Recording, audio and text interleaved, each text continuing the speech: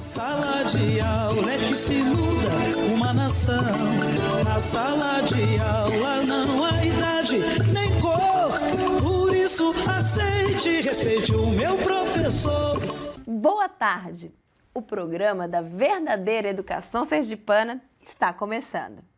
Fique com a gente, afinal, você é a razão da nossa existência.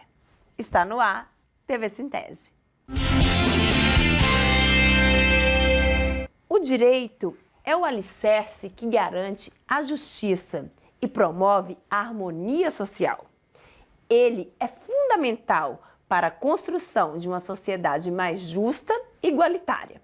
Por isso, nós criamos o nosso quadro O Direito é Seu, que você vai ver agora. O direito é seu. Você sabia que em casos especiais poderá haver isenção do imposto de renda das remunerações mensais dos professores? Pois é, todos os meses, quando vocês, professores e professoras, da ativa ou aposentados, recebem suas remunerações, notem que existe um desconto no pagamento referente ao imposto de renda. Esse desconto é compulsório, ou seja, obrigatório, e sua porcentagem vai de acordo com o valor do seu salário, podendo variar de 7,5% a 27,5%. No entanto, somente para os aposentados do INSS ou do Sergipe Previdência poderá haver a isenção do imposto de renda, que deverá ser feita diretamente pelas fontes pagadoras. Contudo, para essa isenção, o professor ou a professora, infelizmente, deverá estar ou ter sido acometido de alguma doença grave ou profissional, inserida na Lei 7.713 de 1988. E de acordo com a decisão do Superior Tribunal de Justiça de 2021, a isenção somente acontecerá para os aposentados do magistério. Para mais informações, procure a assessoria jurídica do Sintese. A todos, um forte abraço e até o próximo programa. O direito é seu. Na última terça-feira, dia 6 de junho, o Sintese realizou uma Assembleia Geral Extraordinária no Cotiguiba Esporte Clube. O que foi deliberado nessa Assembleia, você vai ficar sabendo agora. Terminamos agora mais uma Assembleia aqui no Cotiguiba Esporte Clube, uma Assembleia da Rede Estadual. Vamos conversar com o professor Roberto Silva, presidente do nosso sindicato, para contar para a gente o que foi deliberado, o que foi discutido na Assembleia desse dia 6 de junho. Veja, nós trouxemos para os professores o resultado das audiências que nós tivemos com o governo na comissão, que foi criada pela retomada da carreira. Inicialmente, o governo apresentou uma proposta extremamente rebaixada, de 6% a 15%. Nós rejeitamos já na comissão e trouxemos, inclusive, esse informe aqui para a categoria. Diante da nossa reação, o governo sugeriu no dia 19, que teremos a próxima reunião da comissão, tentar trazer uma proposta melhorada. Nós solicitamos que essa proposta fosse apresentada por escrito e o que nós deliberamos aqui, caso o governo apresente uma proposta no dia 19, nós convocaremos, mesmo no período junino, convocaremos a Assembleia para a categoria poder avaliar. Machado de Assis é considerado um dos maiores escritores da língua portuguesa e a sua importância para a literatura e para a língua é inestimável. Uma das suas obras, Memórias Póstumas de Brás Cubas, é exemplo de genialidade literária e profundidade psicológica. Esse livro foi transformado em filme e é esta a indicação do nosso Cine Resistência de hoje, o filme Memórias Póstumas. No escurinho do cinema. Após ter morrido em pleno ano de 1869, Brás Cubas decide por narrar sua história e revisitar os fatos mais importantes de sua vida, a fim de distrair na eternidade. Para se deliciar com esse belíssimo filme, basta ir ao YouTube e colocar o nome Memórias Póstumas. Simples assim. E boa diversão para todo mundo. No escurinho do cinema. Hoje nosso entrevistado especial é o professor Neilton Falcão de Mello. O currículo dele é enorme, por isso eu vou deixar ele se apresentar, porque assim ele escolhe os títulos que quer citar. Boa tarde, professor Neilton, tudo bem? Boa tarde, Luana, tudo bem? Professor Neilton, vamos assim falar quem é Neilton. Então, eu quero que você conte pra gente, pro pessoal de casa, um pouco da sua história de vida, da sua trajetória escolar até a graduação, por favor. Vamos lá. Eu sou filho, são 12 irmãos, meus pais são analfabetos, minha mãe ainda lê alguma coisinha, mas meu pai praticamente não lê nada. Mal ele desenha o nome dele, eu digo que ele desenha. Sim. Então, eu sempre tive uma vida corrida, posso dizer sofrida, por conta da minha trajetória, ter que me deslocar em torno de 6, 7 quilômetros para estudar todos os dias. Isso até, na época, a 4ª série. E a parte do ginásio, na época, eu estudava em Arauá. Então, eu ia de ônibus, como a gente morava distante, eu tinha que dormir na casa de colegas. No outro dia, teria que viajar em torno de 1 hora e 40 minutos até chegar em casa. No dia que eu não conseguia pegar uma carona. E aí, chegava em casa muito tarde. Mas, assim, nunca desisti. Então, essa trajetória, ela é, assim, repleta de muitos percalços. Mas a minha persistência sempre foi em vencer. Então, conta pra gente como é que foi sua trajetória acadêmica, né? A partir da sua graduação e aí os cursos que você fez, como é que foi se encaminhando aí para essa vida do magistério? Enfim, conta pra gente seu estudo. Então, antes de chegar no doutorado, eu sempre gostei de fazer tudo o que estava ao meu alcance na minha área de estudos, algo para ampliar, na verdade, os meus conhecimentos. Então, eu sempre gostei de tecnologia, eu fiz especialização em mídias na educação na UFES, tecnologias na educação, fiz na PUC do Rio, fiz também outras graduações na área de linguística, e depois ingressei no mestrado. O mestrado eu fiz na UFES do campus de Itabaiana. Eu trabalhei com a questão do infográfico, o infográfico como prática de letramento.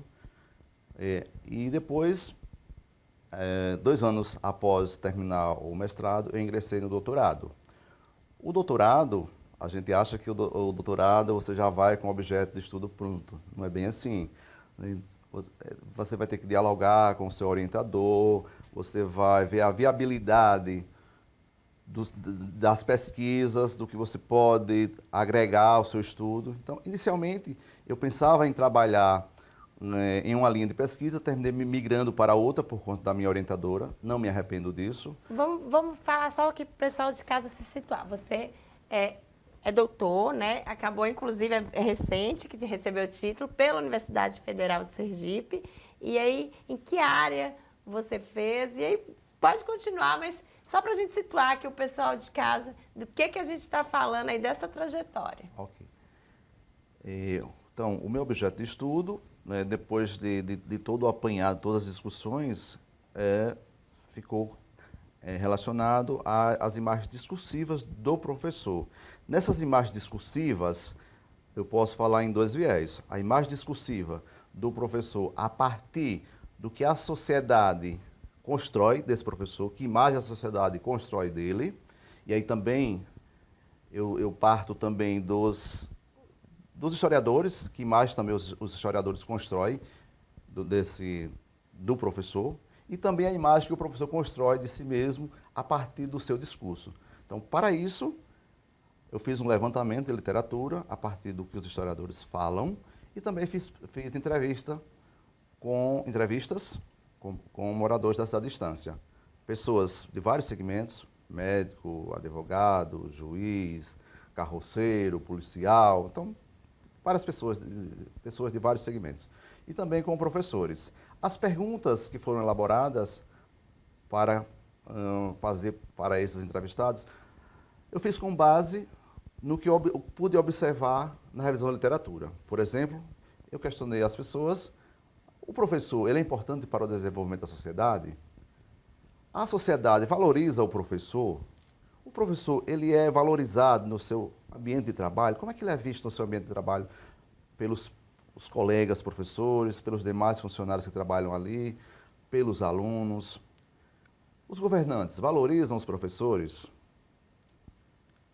Ser professor é uma carreira, é uma profissão almejada pelos jovens que querem seguir, construir uma carreira futuramente, um trabalho? Você acredita que nos dias de hoje, na atualidade, os conteúdos que o professor trabalha na sala de aula devem atender às exigências, às ideologias do governo ou dos governantes de plantão? Por que eu fiz essa pergunta? Porque nesse histórico que eu fiz na revisão da literatura, a gente pôde perceber que o professor sempre esteve atrelado àquilo que as caixas dominantes, que os grupos dominantes, as ideologias, as crenças que eles tinham. Então o professor sempre esteve atrelado a isso. Então por isso que eu fiz essa pergunta. E o que as pessoas responderam no geral? Primeiro, o professor, 100% dos entrevistados, o professor, ele é importante para o desenvolvimento da sociedade. Mas quando você questiona, e a sociedade valoriza o professor? Aí a história já muda. Bem, valoriza até certo ponto. Ou valoriza, mas nem tanto. Uns valorizam, outros não valorizam. Então você percebe que, ao mesmo tempo em que as pessoas entendem que o professor é importante, as pessoas também entendem que ele não é valorizado o suficiente.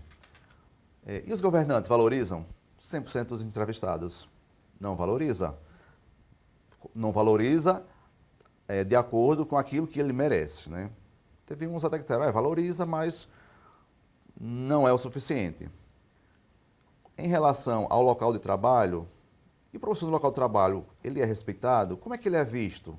100% dos entrevistados, não professores, eu denomino isso na pesquisa de não professores, eles dizem, não, o professor não é valorizado pelos alunos, ele é desrespeitado.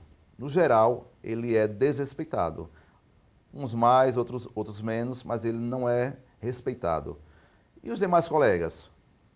Bem, alguns valorizam, outros se fecham, até porque tem professores que se trancam lá como se fosse uma redoma, que não dão tanta abertura. O outro questionamento foi, e os jovens, eles almejam seguir uma carreira. É uma profissão almejada por os jovens, ser professor? Não. Ninguém. Professor, ninguém só quer ser professor quem não consegue outro vínculo, quem não consegue outra coisa. E a última questão, relacionada ao conteúdo. O professor tem liberdade para trabalhar em sala de aula? Todos. Sim, tem.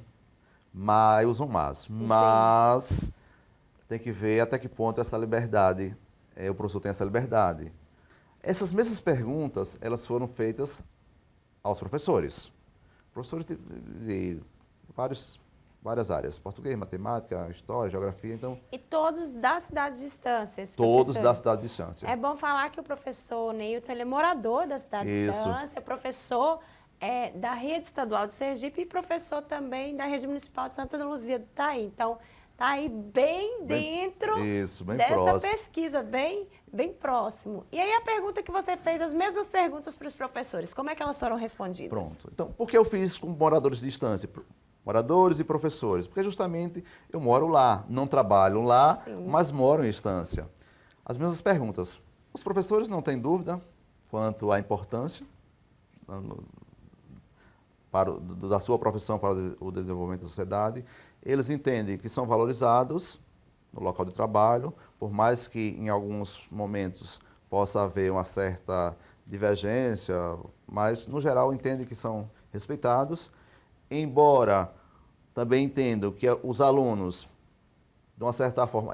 Teve um professor, achei interessante isso, ele disse, olha, há um misto de sentimentos. Ao mesmo tempo que eu percebo que eles têm aquela admiração pela minha aula, por mim enquanto professor, eles também têm como se fosse um desprezo, porque fora do espaço de trabalho, eles praticamente não me reconhecem. Ou seja, é como se dissesse, o professor é importante, mas não é valorizado. Então, né, há esse misto de sentimentos.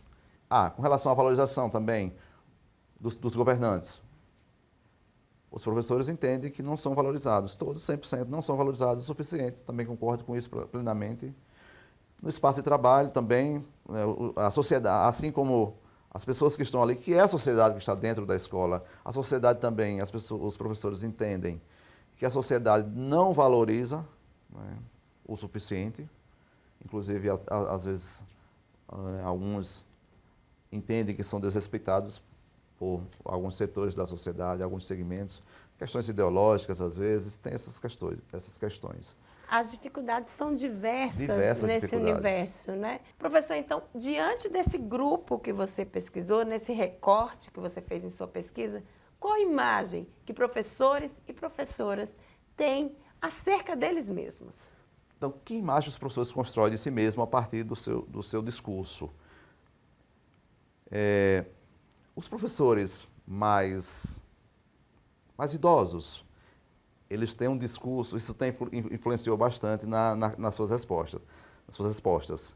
Eles têm um discurso mais pautado para a questão da questão funcional da profissão. O professor é importante, o professor é importantíssimo, então eles focam bastante na questão da profissão. Já os professores mais jovens, eles focam mais na questão social da profissão. O professor, ele é um profissional, é um mediador do conhecimento, está ali para também humanizar esses alunos, trabalhar a questão ética, trabalhar a questão dos direitos humanos. Então, ele foca mais nessa questão funcional da profissão. A gente pode perceber também que os professores da área de exatas, por exemplo, matemática, eles têm um discurso mais conservador. Tanto as pessoas idosas, assim, com mais tempo de trabalho, tem pessoas tem professores com mais de 30 anos de trabalho, então o discurso ele é mais conservador. Já os mais jovens, eles têm um discurso mais humanizador, mais social e também um vocabulário mais rebuscado.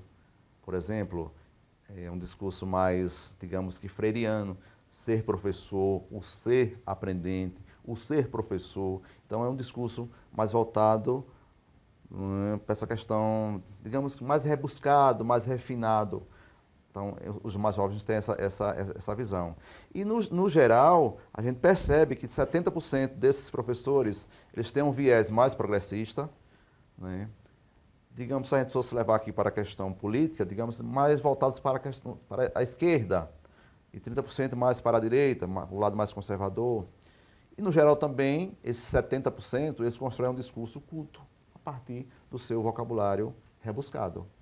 Diante de toda a sua trajetória, qual a sua opinião sobre a importância da formação de professores e professoras, do professor e buscar mais conhecimento, ampliar seus horizontes através do estudo, assim como o senhor fez? A formação, ela é essencial em qualquer carreira, qualquer profissão. A questão da valorização é que não é proporcional à formação. Eu como doutor, por exemplo, em Sergipe, foi achatado a questão salarial. Então, eu recebo praticamente igual a um professor graduado. Então, se fosse depender de formação, da questão de valorização, eu não faria o doutorado. Mas o meu objetivo é crescer, é progredir, é contribuir com a educação de Sergipe. Professor Neilton, a nossa entrevista chegou ao fim. Então, eu quero agradecer e aplaudir o senhor por toda a sua trajetória. Muito obrigada. TV Sintese está de portas abertas para você. Eu que agradeço a oportunidade. Perceberam? A formação do professor é essencial para o desenvolvimento de uma educação de qualidade. Professores e professoras capacitados, inspirados, têm o poder de moldar, inspirar e despertar o potencial de seus estudantes e, assim, construir um futuro melhor para todos. Pena que alguns governantes não percebem isso. Para você, boa tarde e boa sorte. Professores, protetores das crianças do meu país, eu gostaria de um discurso bem mais feliz.